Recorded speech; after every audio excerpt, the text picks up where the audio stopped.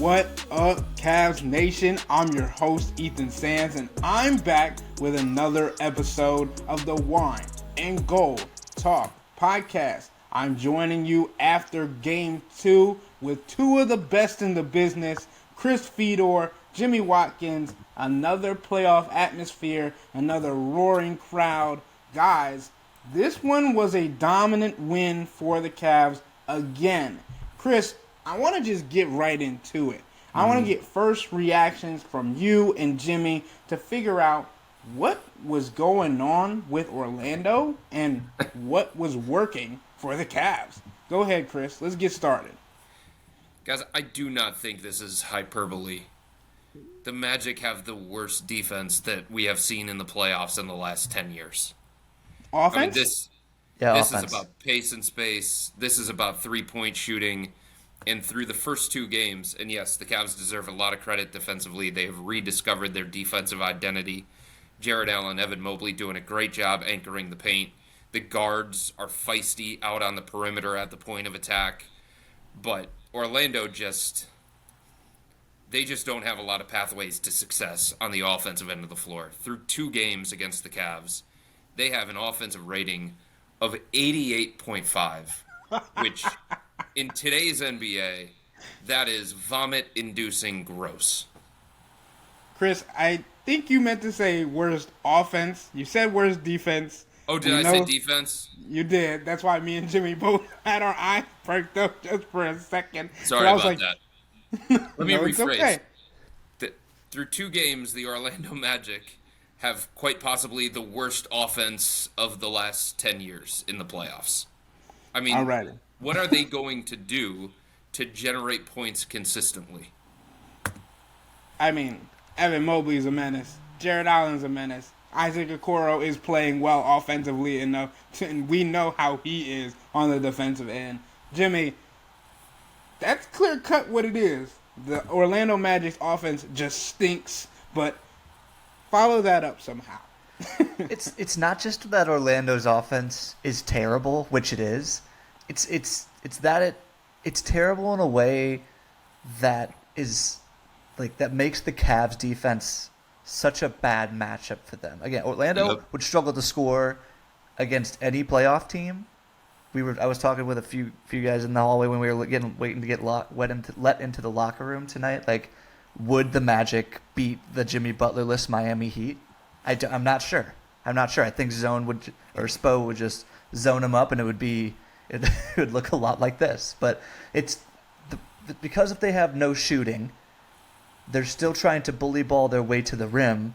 Except because they have no shooting, the Cavs can sag off, and you're going to see a bunch of bodies that will not let you get to the rim, or you get to the rim, and now you have at least one, maybe two elite rim protectors back there. Yep. When Chris was talking about pathways to success for Orlando on offense, the pathways to success is for one of these guys to have, if not multiple, to have outer body experiences as shooters. Like the pathway to success, like Jonathan Isaac taking 7 threes tonight is something that's what they need, but Jonathan Isaac made one of them. If Jonathan Isaac makes 4 or 3 in one of these games, that's a chance. Wendell Carter the same way. Like they're toggling between these two guys at the 5. Wendell Carter put up 6 threes tonight, which is, again, these guys need to be taking shots. They just aren't making them. So that's the only thing I could see is either they either have to have someone who cannot shoot start making shots, or they kind of have to abandon their principles a little bit and start putting some offense-heavy lineups out there, which is not what Mose is going to do. It was so bizarre to me, too, following the Game 1 loss. Just the commentary coming from the Magic. And look, when you lose your first playoff game, you're searching for anything. You're grabbing onto some hope, some belief, some level of optimism. But the commentary coming from the Magic was, hey, we were happy with the process offensively. We missed some uncontested shots from the outside. That ignores the reality of many teams around the NBA, including the Cavs, are going to give you those shots from the outside consistently because you can't make them. You have not shown throughout the course of the year that you can consistently make three-pointers.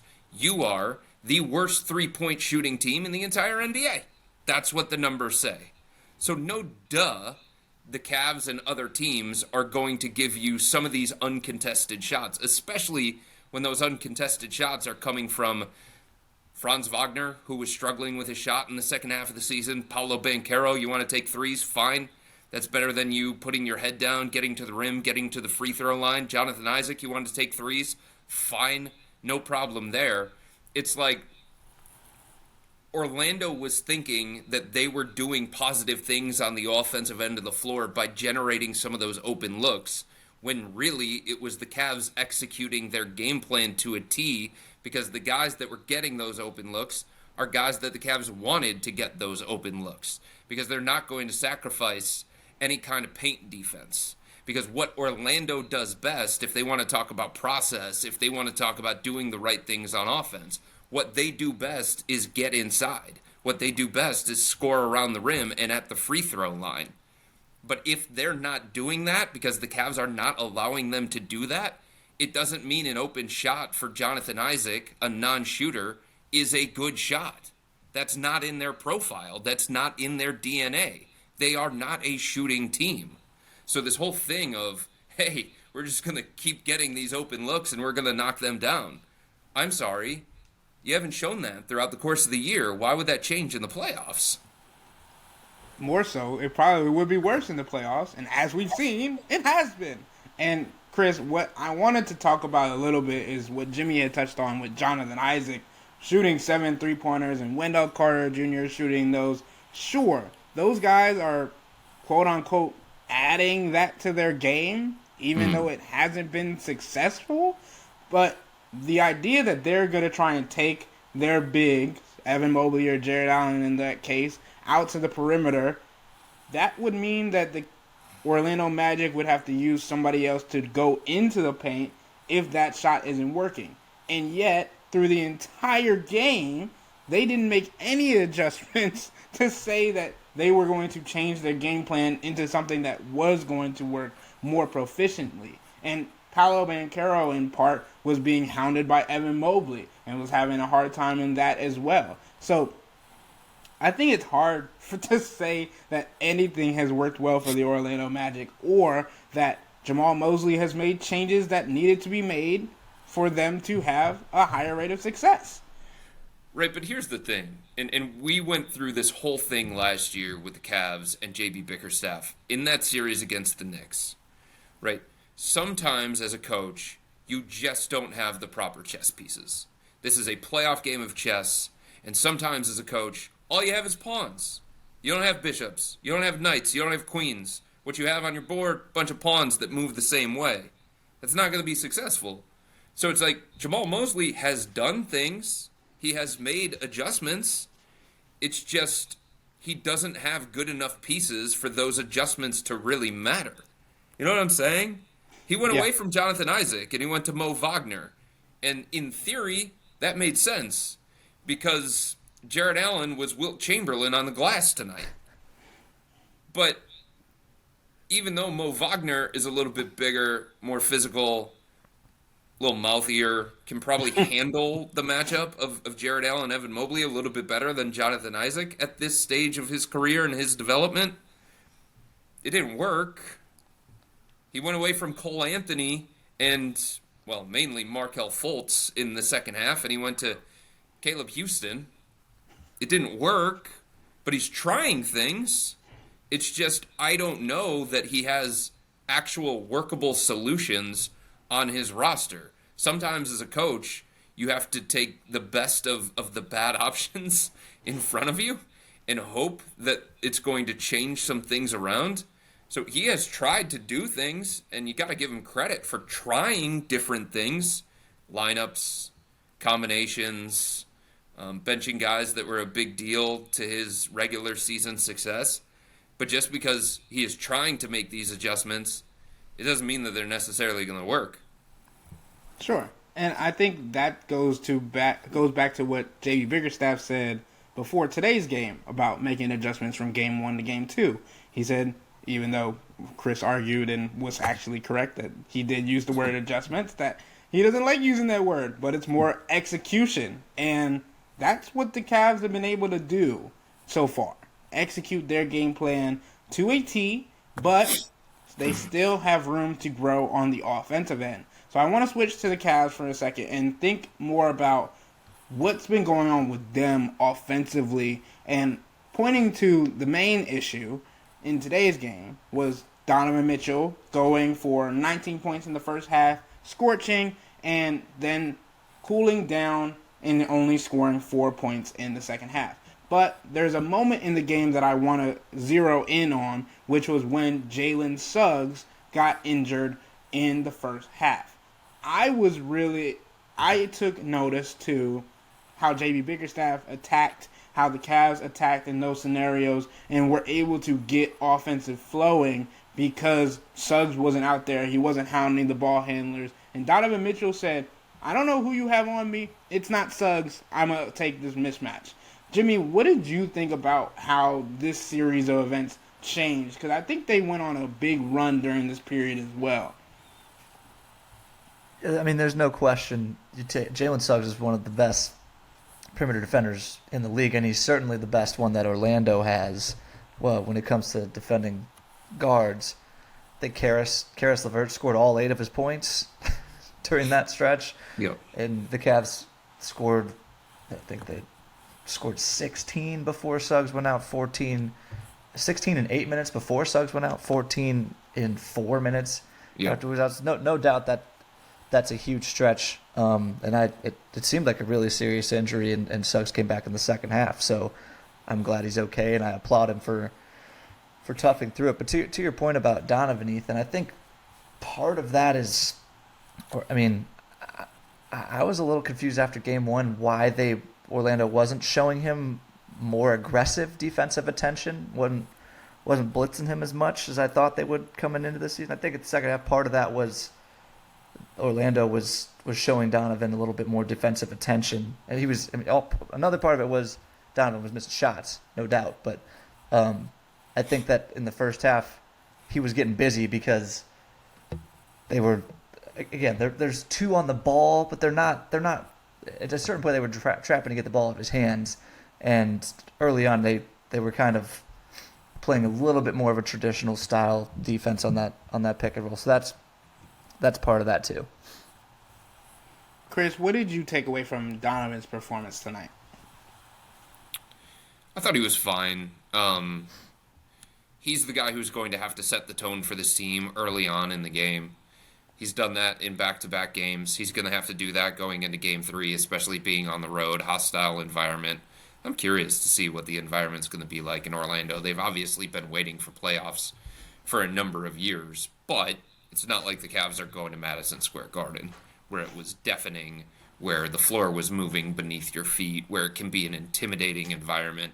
I don't think anybody's gone into the Kia Center and gotten starstruck. You know what I mean? But I am curious what the environment's going to be like. And because it is a road game, I do think Donovan's going to take it on him, and he's going to try and set the tone the way that he did in Game 1 and Game 2. I thought he was fine. He obviously could have been better. He's going to be hard on himself.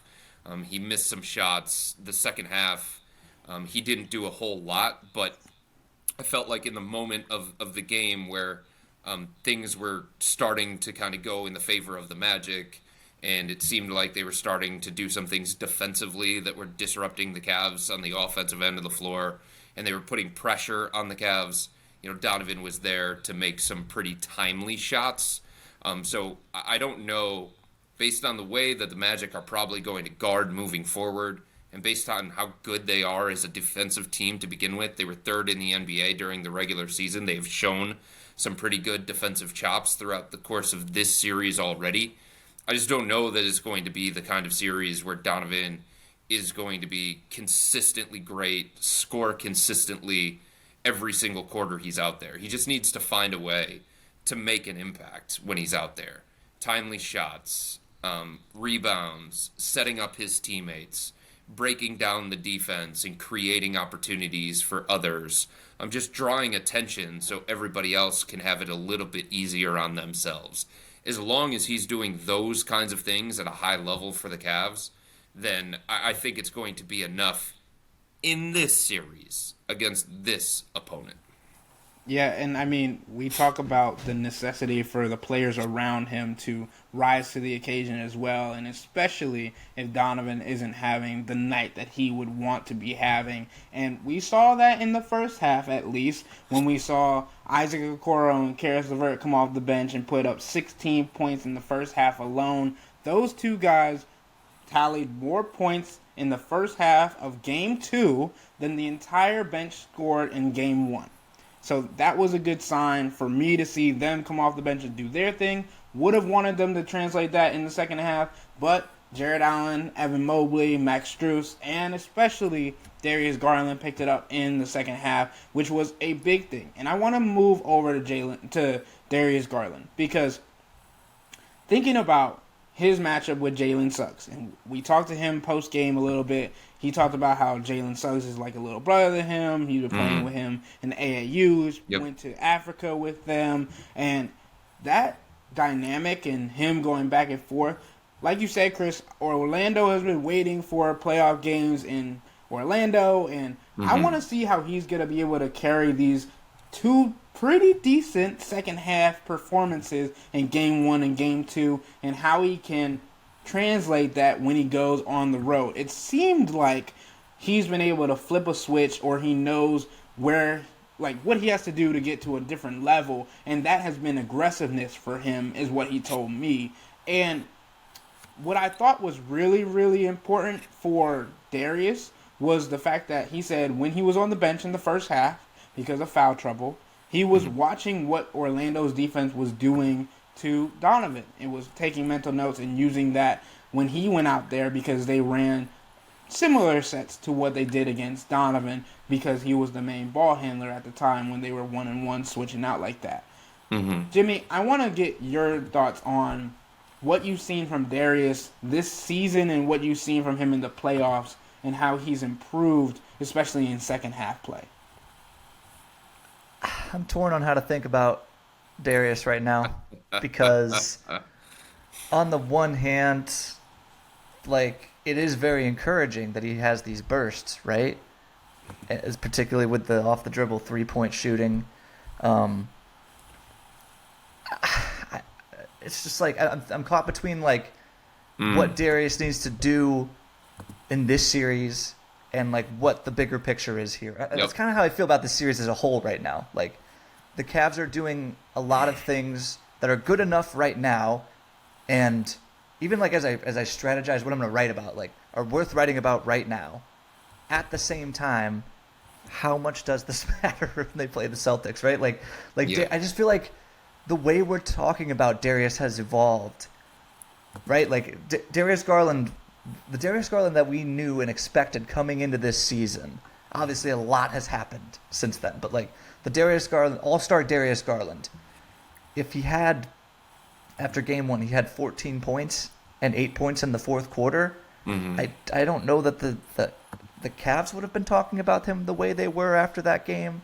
I don't know that we would be talking about him. It's the flashes that we want to see, but we want to see him put it all together. Same thing with tonight. I understand he was in foul trouble, but like, it just seems like he's kind of floating out there sometimes. It seems like the turnovers are still a major problem at this point in the season. What do you have? Like, was it 1-1 tonight? 4 assists, 4 turnovers, something like that. It's just, if you look at his numbers, like, it's there's small gaps, but if you watch him, it seems like there's something bigger happening here. Chris, it sounds like you want to chime in. Go ahead. I just think there are two different things that I want to say on this. One, I'm going to repeat what I said last night on the podcast. Coming into this series, I believed this to be true. Through the first 2 games, I still believe this to be true. This is not a Darius Garland series. Okay? Playoffs to me are so much about matchups. Playoffs to me are so much about exploiting weaknesses and just finding a pathway to consistent success in this particular series against this particular opponent. That's what it's about for the Cavs. It is not about Darius Garland. This is not a Darius series. This is an Evan Mobley, Jarrett Allen series. And that has shown itself. If Evan Mobley and Jarrett are going to dominate inside, if they're going to protect the paint on defense, if they're going to anchor the paint the way that they have in the first two games, if they're going to dominate the boards, if they're going to render Jonathan Isaac essentially useless to the point where he got benched in the second half, where Jamal Mosley's scrambling to figure out, do I go to Wendell Carter Jr.? Do I go to Mo Wagner? What am I going to do here with some of these lineups? If that's what Jarrett and Evan are going to do on a nightly basis, the Cavs are going to have a really, really good chance of winning every single game that they play in this series. Now, they have to continue it the way that they've played in the first two games. Okay, so that's the first thing. The second part of this is that Darius wasn't good tonight. He wasn't good enough. He is the highest paid player on this roster. He's supposed to be a core member of this team. And if we're being honest about it, going back to last year's playoff series against the Knicks and what we've seen in the first two games against Orlando here, of all of the core players on this roster, the most questions exist with him when it comes to playoff basketball, when it comes to playoff reliability, when it comes to playoff readiness. The starting point guard for a team that has championship aspirations cannot have 4 assists against 4 turnovers. He can't go a first half the way that he did tonight. Like, his level of play so far in this series, there have been pockets of really good.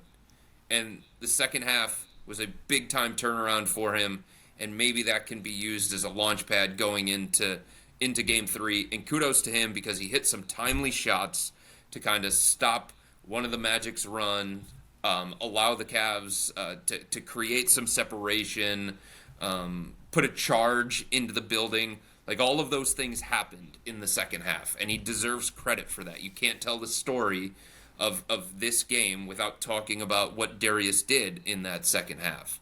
But the way that he has played as a whole in the first two games against Orlando is just not good enough for a player his status. If we're talking about standards and holding specific players to certain standards, he has not been good enough in the first two games. He's got to be better. To Chris's point, right? Like, shouldn't every series be a Darius Garland series when you're paying him the way you are and you're expecting him to be the co-engine of your offense with Donovan Mitchell? No, I just think there are more important ways for this team to play in this particular series against the Magic, that, like, what it is he does best is not as important to their success. Does that make sense? Yes. Okay. Yes. And I think what is most important in this particular series against Orlando are the things that Evan and Jarrett bring to the table. So let's get to the big guys. So let's talk about them, because I think I completely agree with you, Chris. These two guys are the main center of this team right now, and especially for this series. And you said it, we've all said it for this entire series, this podcast, that this is what they need to focus on. I mean, they combined for 32 and 29 in game 1. In game 2, they combined for 33 points and 27 rebounds, 20 of them coming from Jarrett Allen.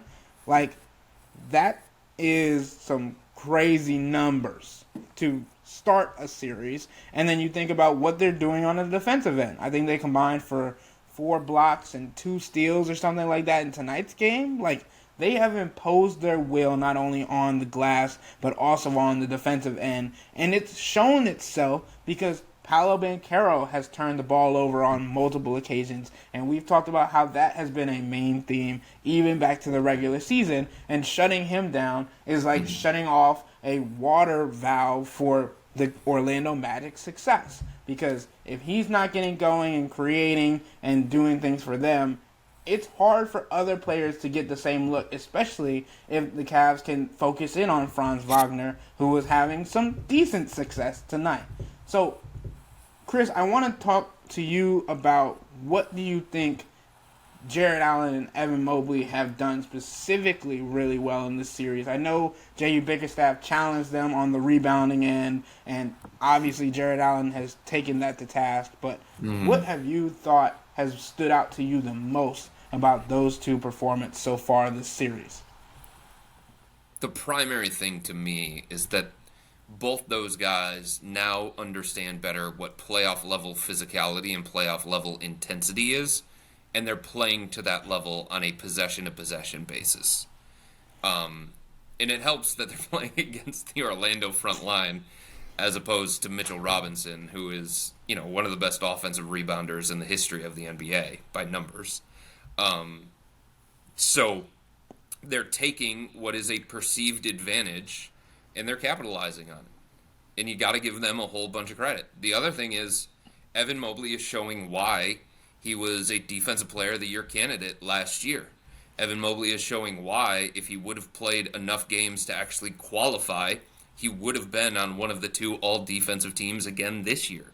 He is a game wrecker on the defensive end of the floor. For all of the things that we talk about with Evan and all of the frustrations that some fans have with his offensive game, which still isn't at a level where he can dominate at that end of the floor, he is a game wrecker on the defensive end of the floor.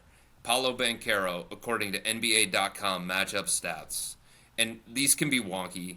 How they measure these things, it's different than how the other team is going to measure them or how the Cavs are going to measure them, but this is all I have available to me.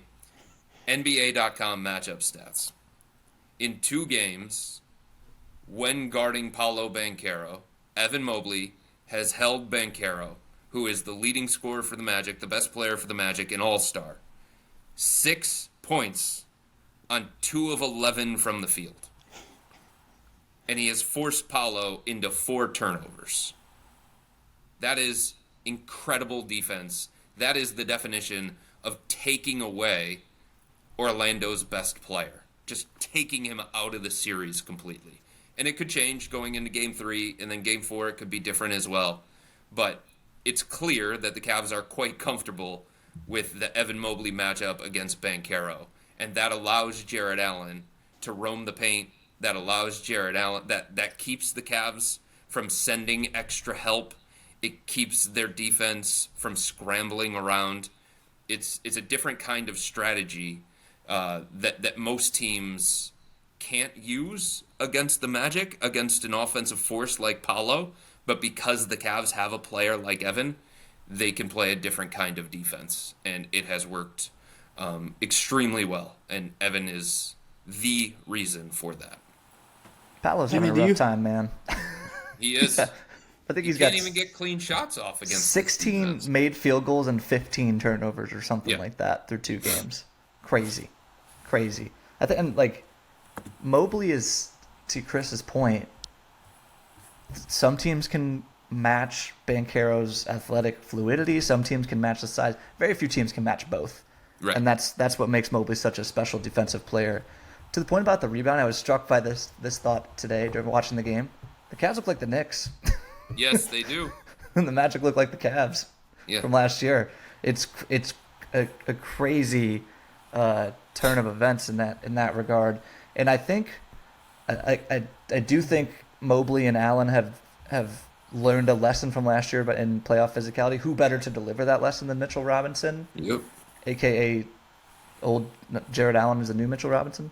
But I think part of it is also helps you that you can hang out down there a little bit more often, right? Like when you're playing the Knicks, particularly when you're playing the Knicks, Brunson gives you like this really difficult cat and mouse game for big men to play because he lives in that little floater range area and he's so good at it that you have to contest him and then you have to go down and box out these huge dudes. With Orlando, I mean, like, if anyone's shooting from, I don't know, outside 8 feet, you're kind of cool with it, right? So there are more opportunities. You have a better starting point, I would say, to get the rebounds. That's not to discredit. I do think they have come a long way in how they're handling the physicality, and they again are playing less thick bodies. Like Mitchell Robinson and Isaiah Hartenstein are just different builds than Jonathan Isaac and Wendell Carter Jr. But I think that's a part of it too. The Magic don't stress you in that short area of the court the way the Knicks do. And the other thing is, too, Jimmy, to your point, if you go back to last year, the series against the Knicks, and I hate continuing to use it as a reference point, but it matters still. About 70% of the offensive rebounds that the Knicks got in that series came after a blitz. And that's because Jared Allen, Evan Mobley, whoever it was, they were out there, way out there on the perimeter, trying to make things difficult on Jalen Brunson, trying to get the ball out of his hands. And after that, he would find the outlet, he would find the trigger, and then the Knicks were playing 4-on-3 on the offensive end of the floor with Josh Hart making decisions or with Julius Randle making decisions or whoever it was. And Evan Mobley or Jared Allen, they were scrambling to try and get back into position. I mean, I know a lot of people that listen to this podcast have played basketball. It's very, very difficult to box out when you're behind a guy. It's also very, very difficult to get back in the proper position when you're behind a guy. So when you had Jared Allen and Evan Mobley running back to the paint and they couldn't keep up fast enough and they were already behind the play, then that required Darius Garland, Donovan Mitchell, Karis LeVert, Jetty Osman, Ricky Rubio, whoever else was out there for the Cavs to try and get those rebounds. And they weren't getting them over Josh Hart. They weren't getting them over Mitchell Robinson. They weren't getting them over Julius Randle or Isaiah Hartenstein. So because the Cavs can play more of an honest defense because there's just nobody on the Magic that they feel like they have to send an extra defender toward, it makes it easier for the Cavs to have success when it comes to finishing possessions with the rebound. And that includes Max Strus, who has been an animal on the boards. Or in his words, the ball is just falling to him and he's getting lucky. Yeah, that was the next point that I was going to get to. You kept mentioning all these smaller guards or forwards getting rebounds, or for the Cavs' sake, not getting rebounds. And last year, Max Strus got 9 rebounds again. Maybe 9 is just his lucky number or something, but he got 9 rebounds in game 1, got 9 rebounds in game 2, so now he is already at 18 total rebounds in the series, which is really good for a forward or a shooting guard or whatever position you want to say that Max Strus plays for the Cavs, because it's been almost everything this year. But the next thing that I wanted to touch on was not only the fan reaction and how they impacted the game and how the Cavs are going to have to get used to that in Orlando, but how they responded to Mo Wagner today specifically and yesterday and in game 1, and just how that has impacted them and how they've grown when it comes to the physicality. And Chris, you talked about Evan Mobley and Jared Allen learning from the physicality of last year, but I think it's really interesting how every single player, it seems, has stood up to Mo Wagner, who the Cavs has said that JB has said that they tried to throw him out there as bait to see how the Cavs were going to react, and the Cavs didn't take the bait.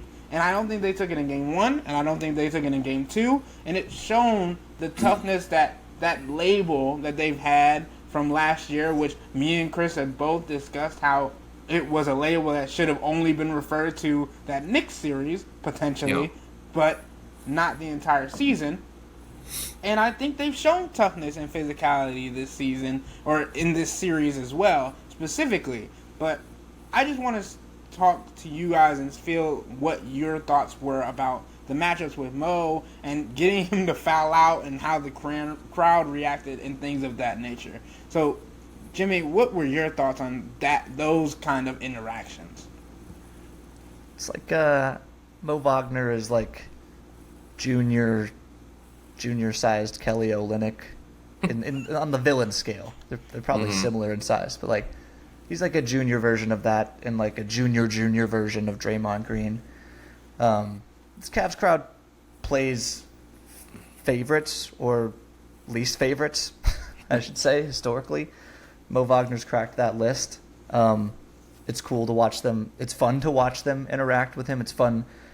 I don't know if it was every time he touched the ball tonight, but he gets booed a lot. He gets booed every time he checks in. He gets booed frequently on touches, and there's always. I think the loudest pop in the arena tonight was when Mo Wagner fouled out. That stuff's fun.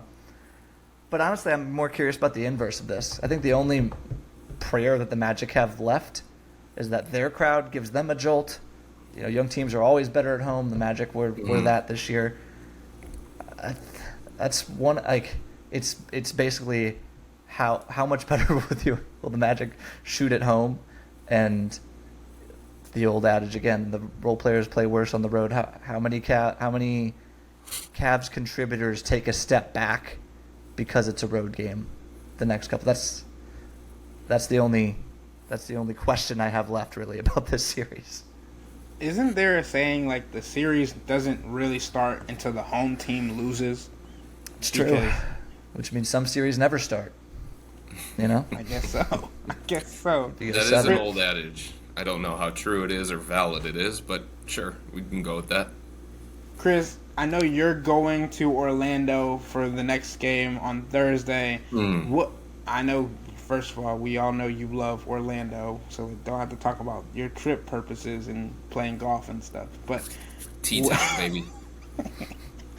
What are you looking forward to see from the Cavs going to Orlando, into a different environment, into enemy territory, and what they can show not only themselves but also the NBA potentially with how the series could unfold in the next two games? I don't necessarily know that there's anything that they could show the NBA.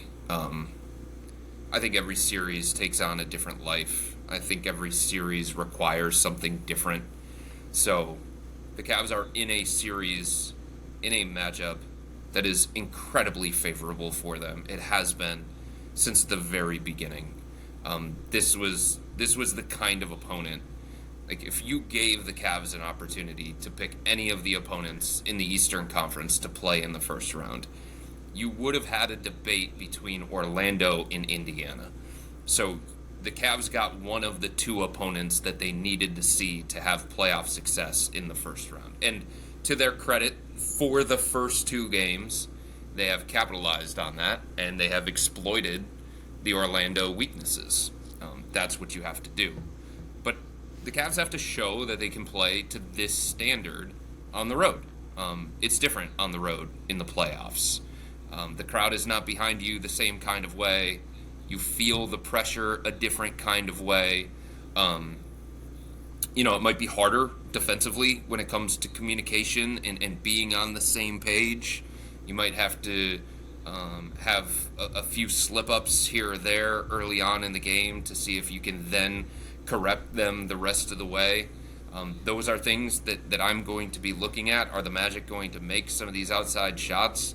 The regular season says that they are not a good shooting team, but we have seen teams go on hot stretches at random moments to steal a game or something along those lines. So I'll be watching for that as well.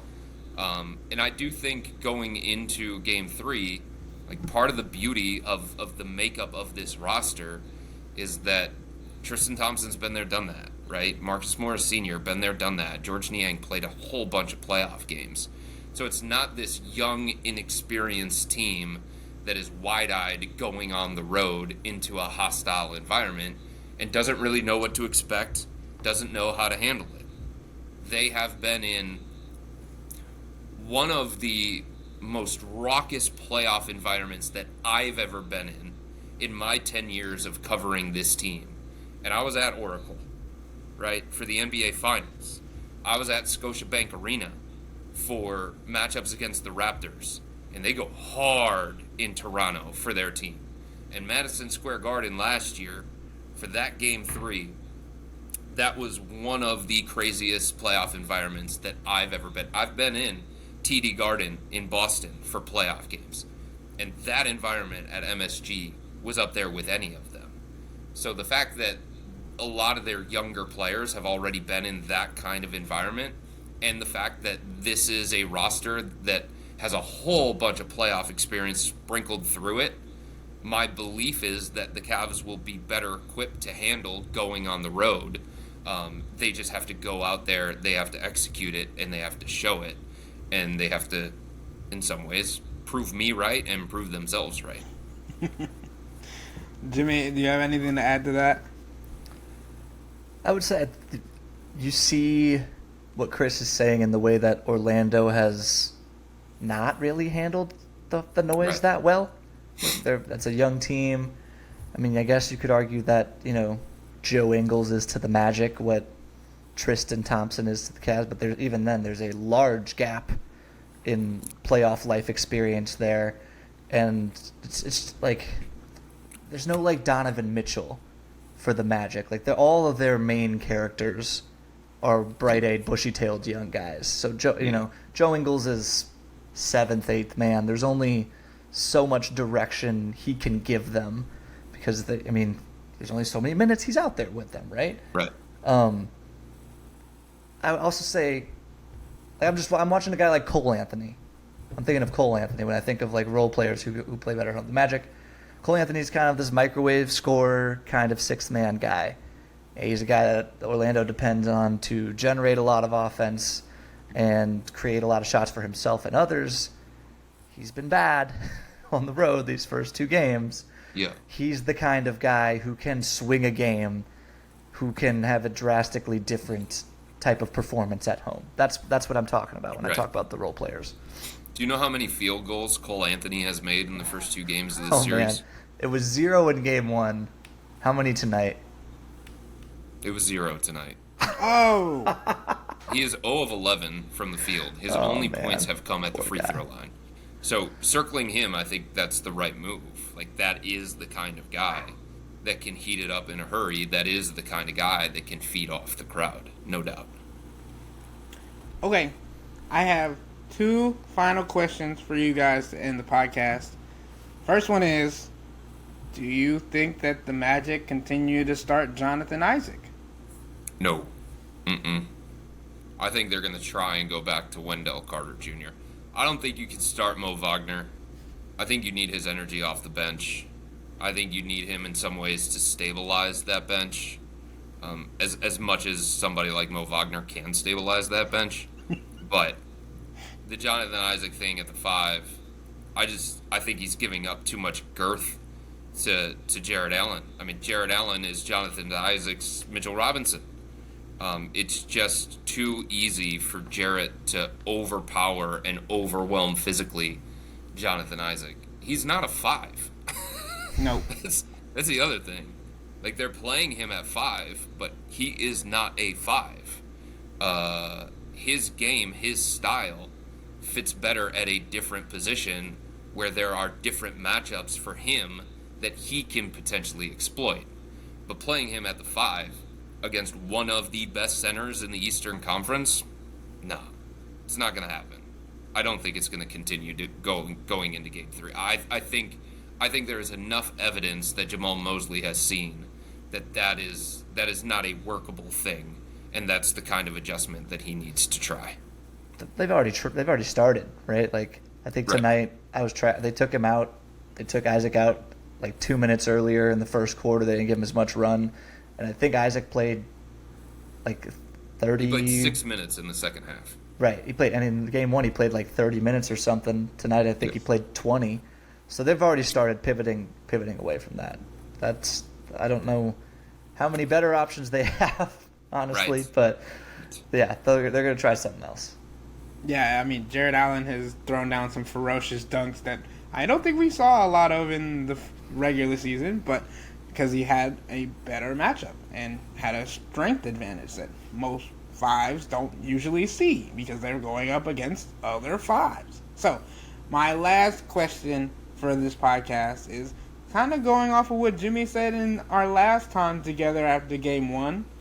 Are you changing your prediction for Cavs in 6? Jesus. Well, here's the thing. Going into this whole series, like, I was debating 5 and 6.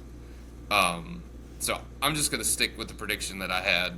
If I end up being wrong by a game or 2 games, then so be it. I think I think the Cavs still have things to prove when it comes to being a road playoff team. And I think the Cavs still have some things to prove when it comes to being a functional, dynamic offensive team in this series and in the playoffs. So I'm not going to completely dismiss the Magic.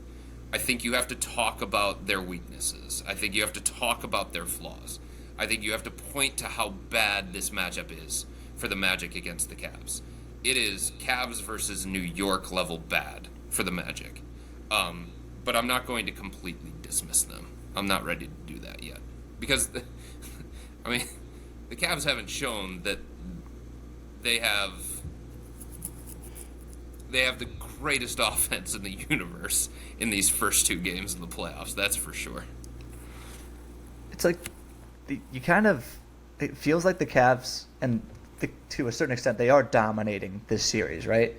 But they haven't both of these, right? But both of these games, though, like there's been this fourth quarter stretch where like, what's happening here? Like, is this gonna be a game at the end? Like, what's going on? How'd we get here? So that part makes me nervous. The change of venue makes me nervous. I was looking at the box score again. What makes me nervous for the Magic is that Caleb Houston didn't play a second until like the fourth quarter tonight. You want to talk about like grasping at straws? That's grasping at straws. It's like Caleb Houston has, a theoretical jump shot. Let's stick him out there and see if he can help us unglue the spacing on the floor here. I want to see how the Cavs handle. I know we dismissively referred to the Kia Center a little bit earlier. Full disclosure, I didn't know it was called the Kia Center, so maybe that's to Chris's point earlier. But that is a starved fan base. Like, you want to get to the psyche of the Orlando crowd. That's the only show in town. Right. This is their thing. So other than they're Disney. going to be juiced. In terms of sports, they're going to be juiced, and the Magic are going to, when a team's down 2-0, there's this air of desperation to them. Like, I don't know. The Cavs will try. I don't know that it's really possible for them to match the urgency that Orlando is going to be feeling at the beginning of this game, just because, if you go down 3-0, it just kind of feels like it's over, even if you extend it to 5. So I expect the Magic, at least in Game 3, to put up a very, very good fight. Yeah, and what about you, Ethan? I'm gonna stick with 6 because I'm usually the dramatic one on these shows, so I'm gonna tone it down just a little bit, and I'm gonna stick with 6 for now. But I think I'm with Jimmy. If they get to 3 wins in a row, I might be changing my prediction. But so there's another variable here going into Game 3 that I think we need to touch on: the health of Jalen Suggs. Playing through a strained knee on adrenaline. And maybe some other stuff. He's a football player. That's his background. That's one thing. But that thing is going to be painful tomorrow, and he's going to have to get around-the-clock treatment to be ready and effective for Game 3. It's one thing to be healthy enough to play. You feel like you're healthy enough to play. But if you're not as effective as you need to be, running around the screens, playing the level of physical defense, picking up full court, having your legs underneath you for open threes. If Suggs doesn't play or he's limited, the Orlando Magic do not have a playable point guard. Think about that. They went to Markelle Fultz for 6 minutes, and he got torched. That was food for the Cavs on offense. They just attacked him relentlessly. Karis LeVert went at him. Everybody that Markelle Fultz was guarding, the Cavs said, we're going to get the ball in that dude's hands, and we're going to play him right off the court because he cannot hang defensively. Jamal Mosley is going to make defensive-minded decisions in this series because he's a defensive-minded coach and it's a defensive-minded team. If Suggs can't be right, they're not going to justify minutes for Fultz. He's going to get torched on defense. And Cole Anthony, unless he's making shots, he's going to get targeted on defense too. So who do they go to run the offense and get them in sets and stuff? Are they going to go to Point Franz? Are they going to go to Joe Ingles as like a super-sized point guard? Somebody who's going to have a hard time hanging on the defensive end of the floor as well? Like, that Suggs variable is really, really important to how much further this series goes. The other thing about Suggs, he's, historically a shaky shooter, but this year he's their leader in 3-point attempts per game at 5.1. He's shooting about 40%. He's not making them in this series yet, but that's another thing you got to consider, because Fultz, again, like we talked about it earlier, the second Suggs came off the court in the first quarter, the Cavs offense just immediately supercharged.